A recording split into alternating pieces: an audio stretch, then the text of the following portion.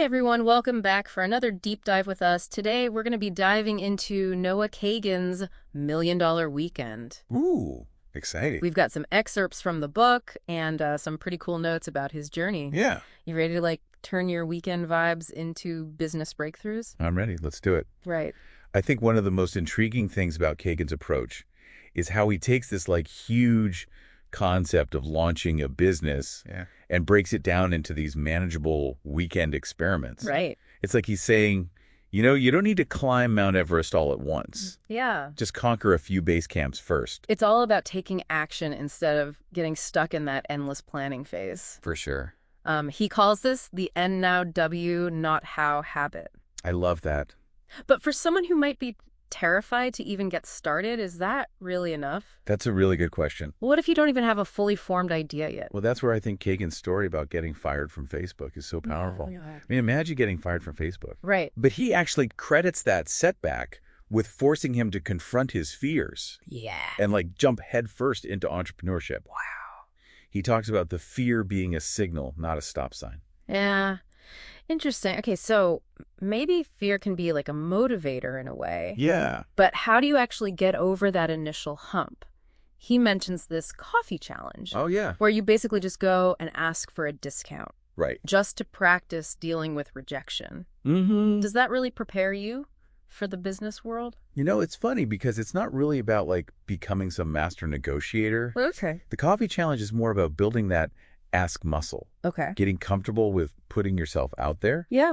Business rejection can sting. Right. But the coffee challenge helps you realize it's not always personal. Yeah. It's about detaching your ego from the outcome a little bit. Oh, I like that. And honestly, sometimes you get the discount, which is kind of nice. Yeah, exactly. Bonus. So let's say we've conquered the fear. Okay. We're ready to ask. But what are we asking for? Right. Where do these million-dollar ideas even come from?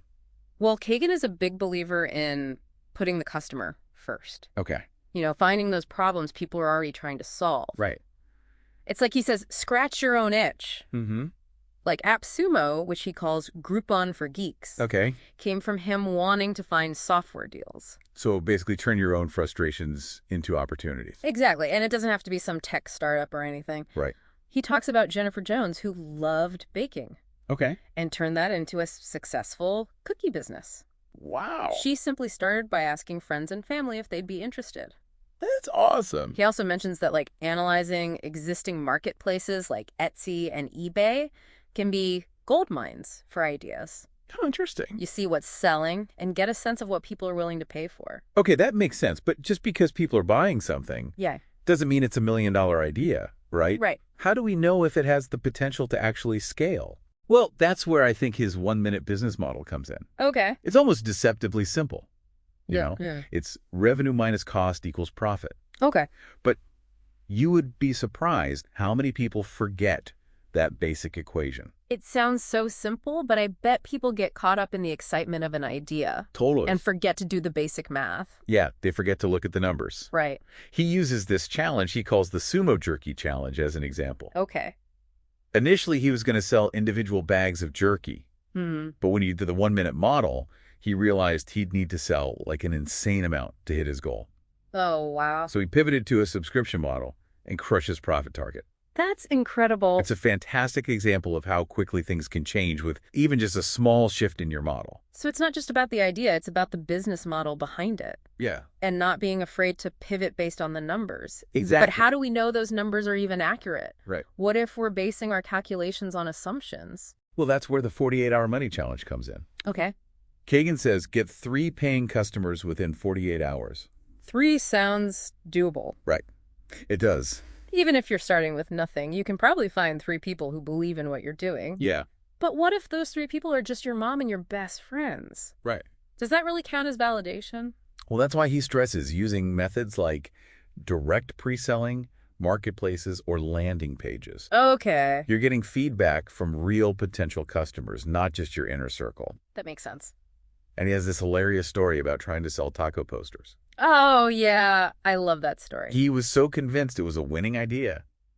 But even his friends weren't interested. It's a great example of how our own biases can kind of blind us to what the market actually wants. Totally. But what happened with the posters? Did he just give up?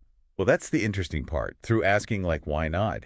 He discovered this hidden demand for, wait for it, taco shirts. Taco shirts. Oh my gosh. A total pivot, Yeah. but one driven by real customer feedback. Yeah. I love that. It's a perfect example of why validation is so crucial. Yeah. It helps you avoid wasting time and money on ideas that might sound amazing in your head, Right. but they don't actually resonate with your target audience. So the 48-hour money challenge is all about getting out of our heads and into the real world. Yeah. And sometimes it leads to these surprising discoveries like the unexpected demand for taco shirts. Exactly. But let's say we've got our validated idea. Okay. We've crunched the numbers. Mm-hmm. Where do we go from there? How do we actually start building this thing into a real business? Well, that's where part 3 of Kagan's book really dives in. Okay. And this is where it gets really interesting. He focuses on these growth strategies, especially social media and email marketing. Okay, social media makes sense. It's where everyone is these days. Right. But how do we use it effectively for business? Isn't it just a popularity contest? Kagan is very clear. It's not about just chasing followers. Okay. It's about building a real audience, finding your tribe. You know, those people who genuinely connect with your message. Right. He actually talks about how he met his co-author, Talaraz, through social media. Oh, wow. It's about building those relationships, not just broadcasting. So it's like those cheesy networking events, but online. Exactly. Except hopefully less awkward small talk about the weather. Yeah. No more of that. But it's deeper than just making connections. Okay. Kagan tells this story about a friend who was struggling to grow his newsletter because he didn't have a clear why. Like no real reason for people to subscribe. Just having good content isn't enough. Right. You need a unique perspective, something that sets you apart. Okay, so it's like content is king, but personality is queen. I love that. And once you've found your queen, so to speak, Yeah. you've got to cater to her court. Right. Kagan emphasizes creating content for what he calls your core circle. Okay. These are the people who are most likely to become your loyal fans. He uses this example of Ali Abdaal, who started making YouTube videos about studying for medical school exams. That seems so incredibly niche. Yeah. Did people actually watch that? Well, it worked.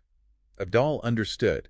His core circle gave them valuable content and built a massive following. Wow. He even expanded to topics like productivity, but always kept that core audience in mind. So find your niche, become the expert, then expand. Yeah. What about email marketing? Everyone says email's dead, but Kagan seems to disagree. Oh, he is a huge believer that email is still vital.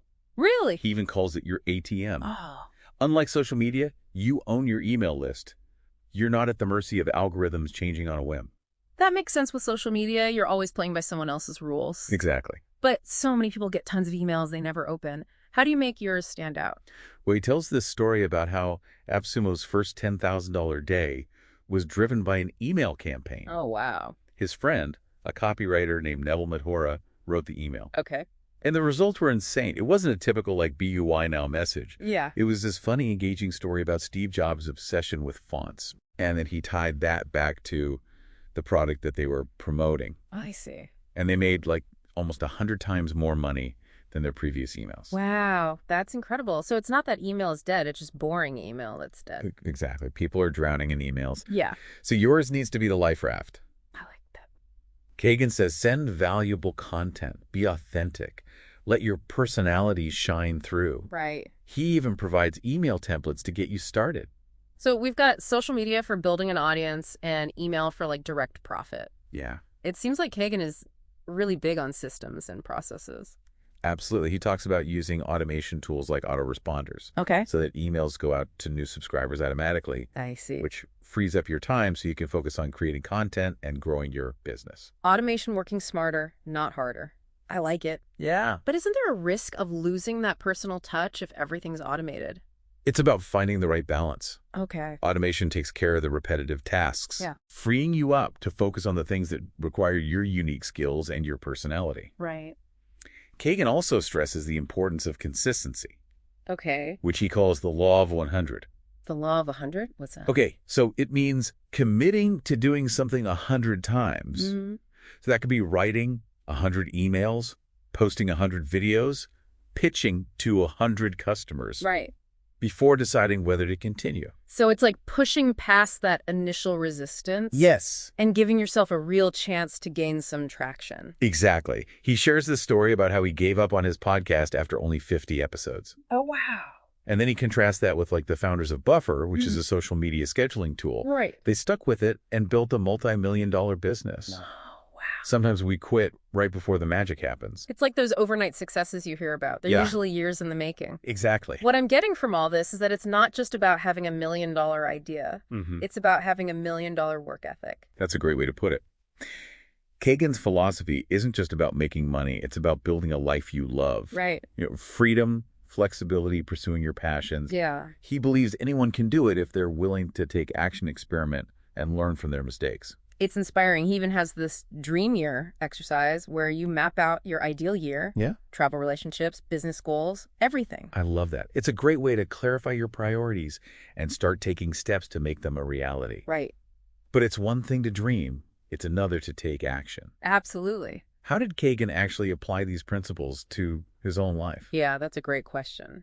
We know he got fired from Facebook. Right. What happened next? Yeah, that must have been rough. Did he just jump right back into the startup world? What did he learn from that experience? So he talks about feeling lost, even miserable after Facebook, No. even though he was making good money. Right. It was like he was living someone else's version of success. Yeah, so how did he go from feeling lost to like building this life that he loved? It wasn't a sudden epiphany, Okay. more like a series of intentional choices. He started focusing on promoting products he actually believed in through AppSumo. Right. He made a conscious effort to cut out toxic people from his life, even those who were like considered successful. Yeah. And he restructured his schedule to prioritize his well-being and his happiness. So instead of chasing external validation, Right. he focused on what truly mattered to him. Exactly. It's like he took his own dream year exercise and applied it to his everyday life. And that to me is like the real heart of $1 Million Weekend. Yeah. It's not just about building a business, it's about building a life that's fulfilling on your own terms. I love that. It's about aligning your actions with your values. It's a good reminder that success doesn't have to come at the cost of your happiness. Yeah. But all this talk about like building a life you love, it sounds great in theory, but how do you actually make it happen? Like life gets in the way, right? Well, Kagan is a huge advocate for what he calls coloring your calendar. Okay. It's about intentionally scheduling time for the things that matter most, whether that's working on your business, spending time with loved ones, or pursuing hobbies. Yeah. It's about taking control of your time instead of letting it control you. So it's not just about working hard, it's about working smart. Yeah. And making sure you're making time for the things that actually bring you joy. Right. I think that's something a lot of us struggle with, especially in today's always-on culture. Absolutely. He even suggests having a Sunday ritual where you review your progress from the past week and plan out your goals for the week ahead. I see. It's a way to stay accountable to yourself Yeah. and make sure you're moving in the direction you want to go. That's super helpful. Having that structure in place can make such a huge difference. It does. In actually making progress. Yeah, But sometimes, even with the best intentions, you need a little extra support. for sure. Does Kagan talk about the importance of having a network? He does. He talks about having an accountability buddy, Okay. someone you can check in with regularly to share your goals, your wins, and even your struggles. Right. It's like having a built-in cheerleader Yeah. and a reality check all rolled into one. I love that. He says it's been one of the biggest keys to his own success. I think having someone to share the journey with can make all the difference. It can be really tough to stay motivated when you're going it alone. For sure. He also talks about like connecting with other entrepreneurs and mentors, right? But how do you find those people, especially when you're just starting out? Well, he has this really interesting perspective on this. Okay. He talks about connecting with pre-fluencers. Pre-fluencers. Yeah, these are people who are ambitious and on their way up, Okay. but haven't quite made it big yet. I see. And he says it's much easier to connect with them and build genuine relationships Right. before they become like super famous and busy. So it's like catching them on the rise, so to speak. Exactly. I like that. But how do you actually reach out to these pre-fluencers without sounding like you're just using them for their connections? He emphasizes offering value up front. Right. It's about building authentic relationships, Yeah. not just networking for selfish reasons. Maybe you have a skill you can offer or you can connect them with someone who can help them. Right. It's about building a community of support and mutual benefit. Okay, so as we wrap up this deep dive, what's the one thing we want our listeners to take away from this conversation? I think it's this: don't underestimate the power of small steps. Even if you only have like a few hours a week to dedicate to your business, Yeah. you can still make significant progress if you're consistent and focused. Right. It's about showing up day after day and taking those small actions that over time add up to big results. It's easy to get overwhelmed by the hustle culture and feel like you need to be working 24/7 to succeed. Yeah. But Kagan's approach is so much more sustainable and honestly more enjoyable. It's about finding a pace that works for you and building a business that fits into your life, not the other way around. Absolutely. He emphasizes the importance of finding a balance. Yeah. You're designing a life that allows you to pursue your passions. Yeah. Without sacrificing your well-being in the process. Well said so to our listener out there. Remember, you have the power to create a business and a life that truly lights you up. Take those small steps, experiment, be consistent, and don't be afraid to ask for help along the way. And remember, you have 52 chances a year to make those dreams a reality. I love that. Don't let those weekends go to waste. That's it for this deep dive into $1 Million Weekend. Until next time, happy experimenting.